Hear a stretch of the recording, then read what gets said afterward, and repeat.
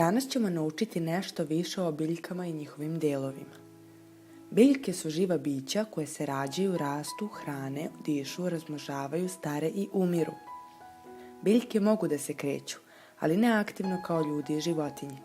Za razliku od životinja, biljke nemaju potrebu da se kreću u potrazi za hranom, jer one same sebi stvaraju hranu. Takođe, one ne moraju samostalno da tragaju za partnerom za razmnožavanje, jer im oprašivanje omogućavaju životinje, insekti, vetar, voda i drugo.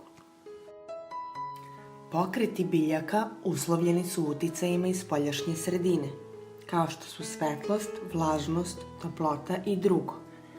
U zavisnosti od ovih uslova, biljke će pokretati određene delove, stablo, listove ili cvetove. Biljka čiji se cvet uvek okreće ka suncu zove se suncokret. Takođe, pokazat ćemo vam još jedan primer gde možemo vidjeti kako se biljka pokreće. To je zanimljiva biljka koja se zove biljka mesožderka. Ona sklapa svoje listove kada na nju sleti insekt, jer su listovi osetljivi na dodir. Na taj način insekt upada u klopku i biva zarobljen listovima ove biljke. Svaki deo biljke ima svoju ulogu koja je važna za njen život. Zato ćemo sada naučiti i delove biljaka.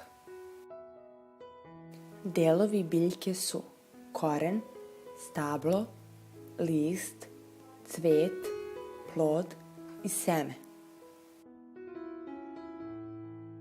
Koren pričvršćuje biljku za podlogu, upija vodu i hranljive sastojke iz zemljišta i sprovodi ih do stabla.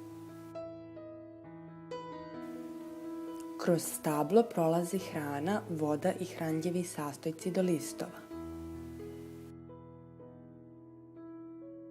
U listovima se uz pomoć sunčeve svetlosti i toplote stvara hrana za biljku. Iz cveta se razvija plod i on služi biljkama za razmnožavanje. U plodu biljke se nalazi seme. Iz semena se razvija nova biljka. Sada ćemo još jednom ponoviti delove biljke.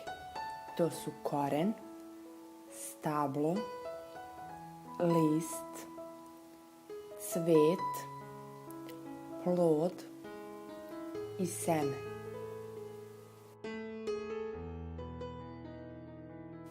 Ukoliko vam se svideo video, lajkujte ga i pretplatite se na naš kanal.